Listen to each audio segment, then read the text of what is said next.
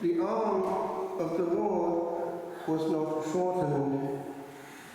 The God of Abraham, the one that was close to man in the Old Testament and would speak to one or the other face to face in early times, is just as close, if not closer, to us. Indeed, right now, he's right before us, and his power is at hand. It hit me in 1986 when I found myself at Achse, how the early church was still there. That fire was around. All I had to do was open my ears and my eyes. Many were the testimonies.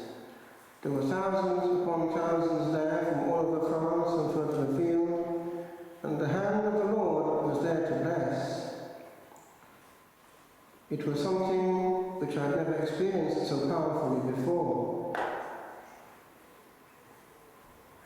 Now the fact that it was at Achse is significant, for the saints have that same power, and because they were crystal clear, there were free channels through which to act. The charismata are ever new and ever old. The house and the church of Achse are preserved, and one can sense the power that was there when thousands came for a word from the Holy Curé. But they also saw other things when they were there. One day, says the one writing, my brother, who was a priest, Canon Gardet, came with me to Achse. In the evening, while the servant of God, the curé, recited night prayers, we took up a position facing the pulpit. About the middle of the exercise, when M. Vianney was saying the act of charity, notice the act of love. He couldn't talk about the love of God without breaking into tears. My brother, whose eyesight was excellent, saw him rise into the air, little by little, until his feet were above the ledge of the pulpit.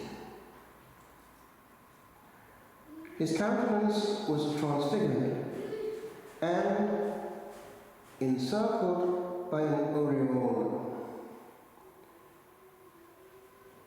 My brother looked round, but witnessed no commotion among the assistants, so he kept quiet.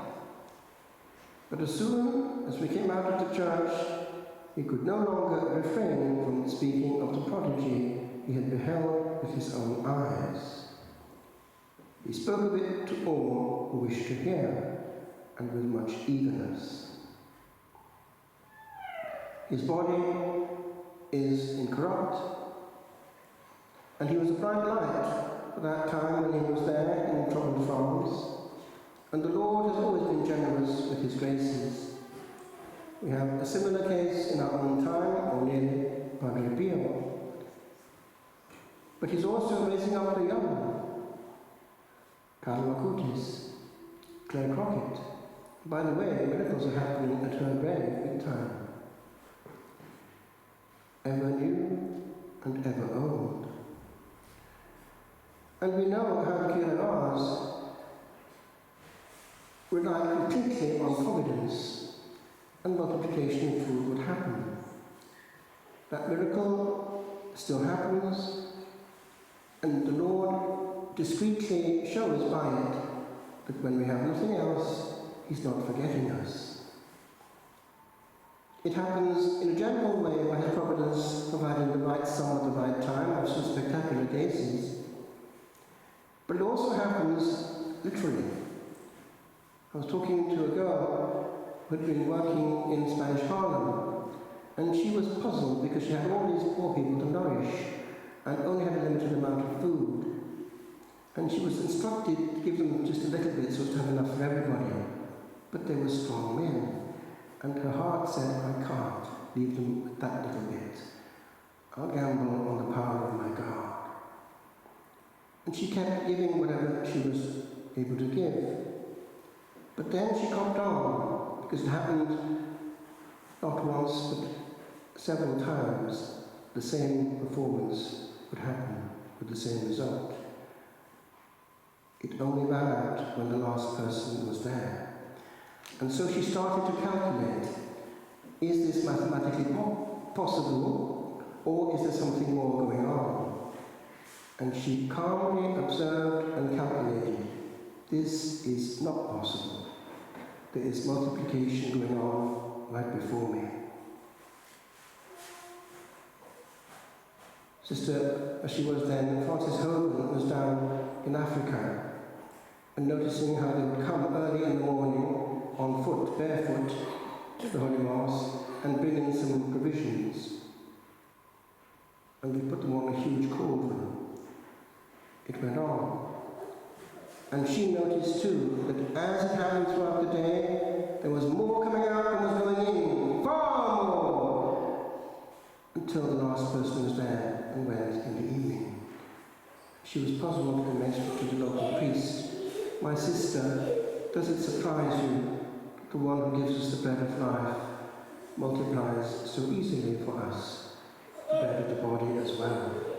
They were very used to it. But the Lord meant this miracle as also a foretaste of what we're doing here, the bread of life. I was talking to a young man who wanted to enter us. He was 19, he was from Africa. And he, just like that, would come up with stories of things happening down there in his village. The priest, who was misbehaving and known to be so, while at the altar was singing in French the doxology at the end of the Eucharistic prayer, par lui, avec lui, en lui, à toi Dieu le Père Tout-Puissant, dans l'unité du Saint-Esprit. You have to start the celebration. It had been changed into visible flesh and blood in his hand. And I asked my friend, what kind of flesh was it? And without batting an eyelid, he said, c'était de la chair nègre. It was Negro flesh. The Lord was identifying himself with his people. He didn't stop there. He went to talk about the girl in the parish who, against her father's wish, wanted to receive the sacraments. Her father yielded eventually, but asked her to get hold of that thing which they called the host. She was afraid of her father, and she did. And he used it as a fetish, a good luck charm. He nailed it to the wall. Ah! It bled profusely. Blood all over the wall, over the floor, everywhere. So the parish priest had to be called in. God speaks a language that we understand.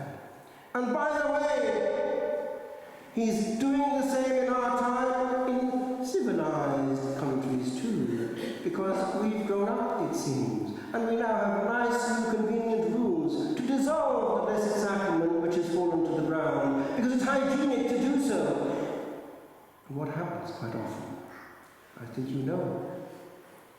It starts to bleed. Listen and look. A few years ago, a priest had to go and take Holy Communion to a parishioner, and went into the tabernacle and had to handle with his fingers the Blessed Sacrament to put it in the pyx. It was getting dark, and he was in the car when he noticed that in the dark there were rays of light twinkling and sparkling from his fingers because there were particles still there. It was an objective and clear sign that the Lord wanted to warn him. Every speck contains me. From then on, he would discreetly make it clear his preference that it is now authorized, yes, to receive in the hand, but he had his own hesitations about it and gave to understand why. And bit by bit, he was able to influence people. As can a priest! Until the COVID, I still had at least every year a ministry to Abadia in Tuscany when they called me back every year to help around Easter time, blessing the houses and confessing and preaching. But I noticed there, for years, there was one thing very encouraging. There were two parishes in the town, and both had one thing in common. They did not want to give Holy Communion in the hand. And it was written on the doors of the other parish. They had 4 churches, discreetly, but that it was out of reverence for Almighty God that we preferred in this parish to limit Holy Communion to receiving it on the tongue only. And in the Abadia parish, that is the Abbey parish, Dom Amadeo would discreetly but firmly give the same message. He wanted the Blessed Sacrament treated well.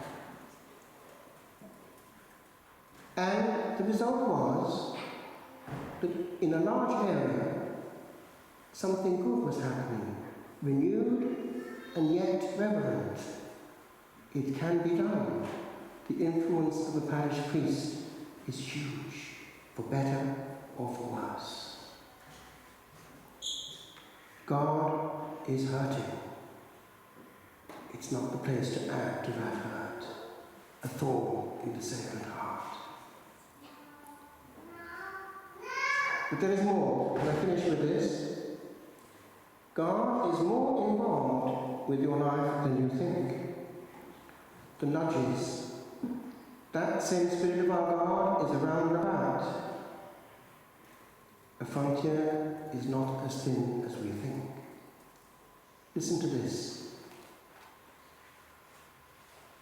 It could be your case as well. Because in the car, 1 inch separates you from eternity. Listen. A woman from Freiburg phoned me and told me about the following incident. She visited an acquaintance and received the book that I'm handling here from him. It's a book about Padre Pio. As she was driving home along the highway, this book was on her passenger seat. Suddenly, she heard a deep, masculine voice saying, "You must not continue." The car was running very quietly, and she thought she had imagined it. So she continued. But once again she heard the words, "You must not continue." So she left the motorway notice, went to the nearest motorway stop, approached a mechanic and asked him to look at her car. The mechanic immediately noticed that 4 screws were missing from the front wheel, and that the whole wheel hung on 1 screw, which was loose. If you'd gone a few miles further, you would have lost the wheel on the highway, and that would have been very bad.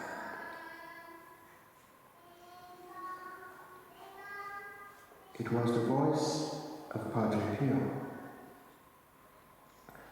She knew it was him because that's when she picked up the book that evening.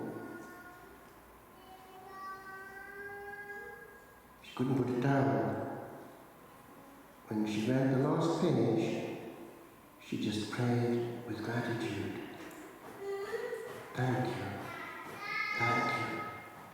Padre Pio. And the same male voice came back again and said, I held the wheel for you. Take heaven seriously, my friends. God cares. He is providence, He is might, and the arm of the Lord has not been shortened.